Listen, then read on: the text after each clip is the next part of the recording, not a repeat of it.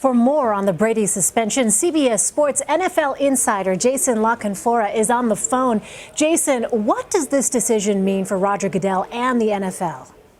Well, it's certainly a victory in real time in this vacuum that is today, April the 24th or whatever it is.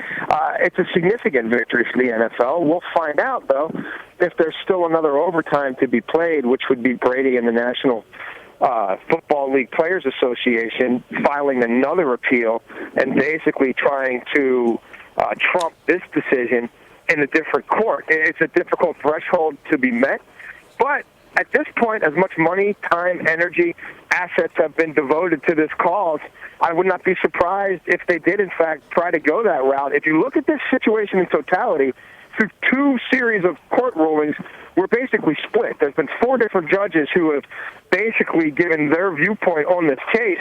Two side with Brady, two side with the NFL. Luckily for the NFL, the two that side with them just filed an appeals court and beat the one judge who had the dissenting voice. So we know, Jason, that this is not really about deflated footballs anymore or even Brady's involvement, but does this ruling give Roger Goodell absolute power? Yeah, I mean, this is about what the NFL would say is something that, in their minds, had already been collectively bargained, which is the right for Roger Goodell to basically be judge, jury, and executioner on issues of player conduct, and anyone who violates the player conduct policy or anything that's looked at as untoward behavior off the field. Not an incident that happened on the field, like a player, hitting another player in the head and something that, is worthy of a suspension. In that regard, the NFLPA has been trying to chip away at that power for years, but really have gotten nowhere, and they reached a point where they felt like the court of law was their only real recourse to try to have some judge say, no, this isn't a CBA issue, this is a fair workplace issue.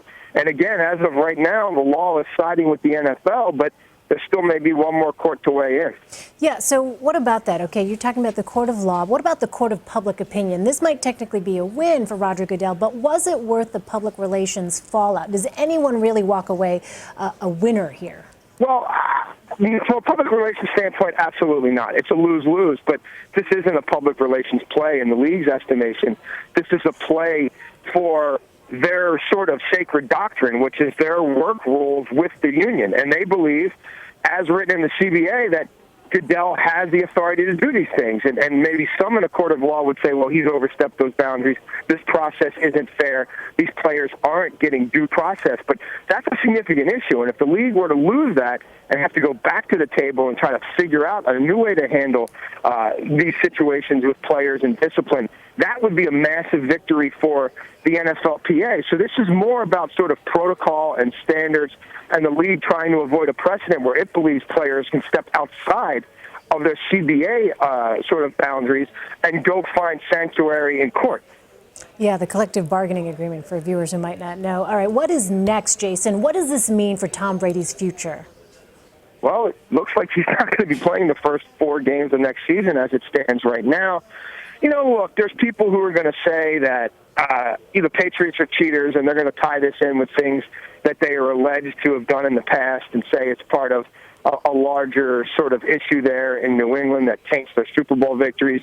Over time, I don't think that will stand to be the case. And frankly, there's a lot of people in football circles, football men, guys who played the game, especially in the quarterback position, and that sort of subculture who believe this is completely much ado about nothing, and guys have been doctoring balls for forever, and this is no different than a defensive back who had too much stickum on his hands, or a player who had too much of a sticky substance on a towel that he was using to get an advantage. They would liken it to a baseball pitcher who maybe had too much rosin on his hands when he's pitching, not someone who did something so nefarious that he should miss 1/4 of the NFL season, of any sports season, because that's what this would be. I mean, 4 games in a vacuum doesn't sound like much.